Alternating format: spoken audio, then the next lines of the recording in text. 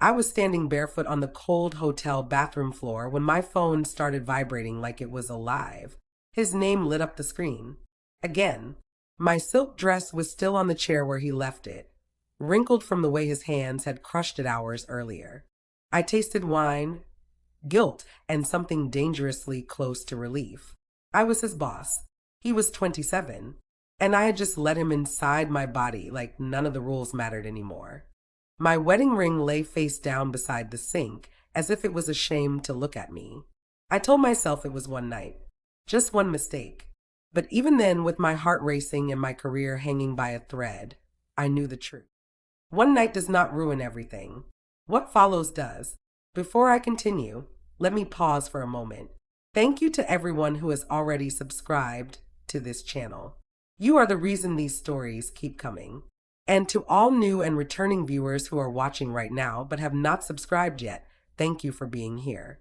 I cannot wait for you to hit that subscribe button because your support is the fuel and energy that keeps powering this channel forward. Do not forget to like this video, share it with someone who loves real, raw stories, and drop your thoughts in the comments. Now, let me take you back to where this really began. My name is Claire Whitman. I am a 42-year-old senior operations director at a mid-sized tech firm in Chicago. For over a decade, I built my reputation brick by brick. I was respected, feared, admired.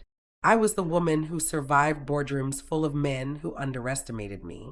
I did not sleep my way to the top.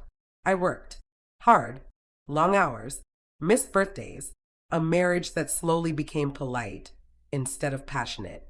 Then he arrived, Ethan Miller, 27, newly hired, sharp jawline, restless energy, eyes that looked like they were always asking questions. He reported directly to me. That should have been the end of it, but it was not. At first, it was professional. I mentored him, late evenings going over reports, coffee runs that turned into conversations about ambition and fear. He listened to me in a way my husband had not in years. He looked at me like I was not just capable, but fascinating. I told myself I enjoyed shaping talent. That was my job. But there were moments, small ones, his knee brushing mine under the conference table, the way his voice dropped when we were alone, the pause before he left my office, like he was waiting for permission to stay. I should have shut it down. I knew the policies by heart. I helped write some of them. Power imbalance, ethics, consequences. But temptation does not announce itself loudly. It whispers.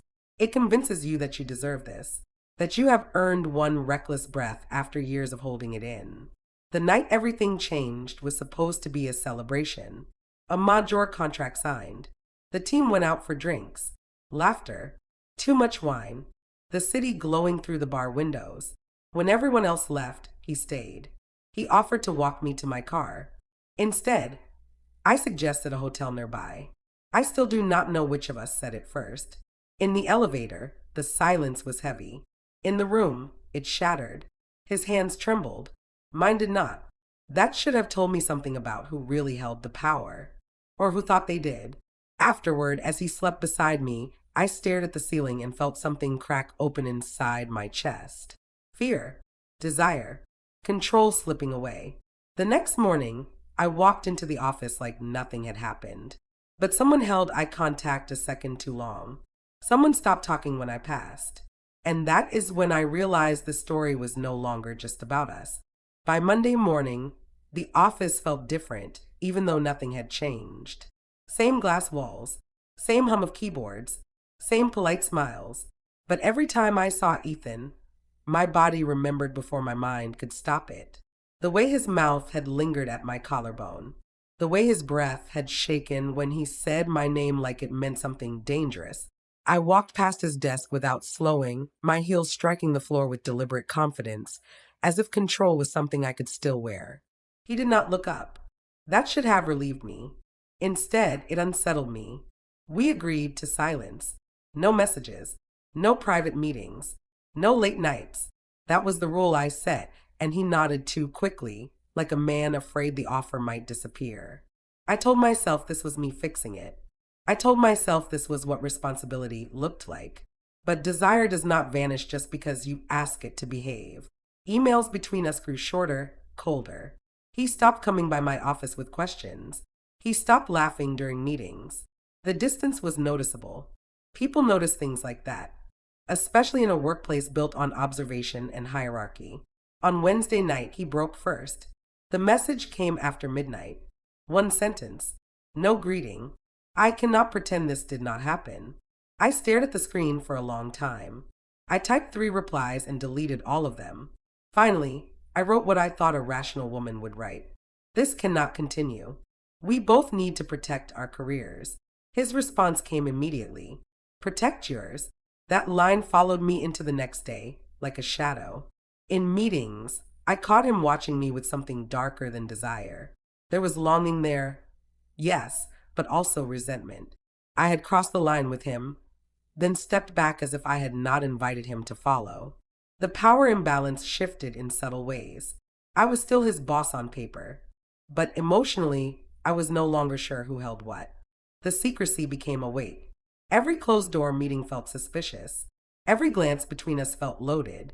I started to imagine whispers where there were none. I started to edit myself. No jokes, no warmth, just distance so sharp it cut. Then the rumors began. Nothing explicit, just questions wrapped in concern. A colleague asking if everything was all right between me and my team. A casual mention of workplace boundaries during a leadership meeting. Human Resources sending a general reminder email about reporting conflicts of interest. I slept less. I drank more wine at night. My husband noticed the tension, but not the cause. He asked if work was stressful. I said yes. That was the truth, just not the whole one. Ethan cornered me in the stairwell on Friday evening. The building was quiet, most people gone. He did not touch me. He did not raise his voice. That somehow made it worse. You do not get to erase me, he said. I told him we needed to talk in a professional setting. I told him this was inappropriate. The words sounded hollow even to me. You changed everything, he said. You do not get to act like I imagined it. I saw then how deeply this had rooted itself in him. What I thought was a shared moment of weakness had become something else in his mind. Meaning, attachment, a future I had never intended to promise. Fear settled into my chest, cold and heavy. The following week, the email arrived. A formal complaint. No details yet. Just a notice of investigation. My name. His department. A meeting scheduled with Human Resources. I closed my office door and sat in silence. The career I had built so carefully suddenly felt fragile, like glass waiting for the first crack. I had wanted desire without consequence. I had wanted to feel alive without losing control. Instead, I was about to learn what happens when power, temptation, and silence collide. The investigation stripped me layer by layer. It began politely. Neutral faces, soft voices, a glass conference room that felt more like a confession booth. Human Resources asked questions as if they were gathering facts, not dismantling a life. Dates, locations, power dynamics, consent, policies I once enforced were now read back to me like charges. I answered carefully, too carefully. I admitted to a consensual encounter. I emphasized that there was no coercion. I avoided the words affair and abuse of power, even though they sat between us like smoke. Ethan gave his statement separately. I did not know what he said, only that his version carried more weight than mine ever could. In situations like this, intent matters less than structure. I was his boss. He was my subordinate.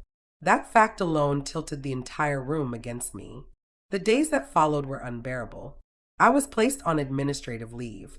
My access badge stopped working. My name disappeared from meeting invites.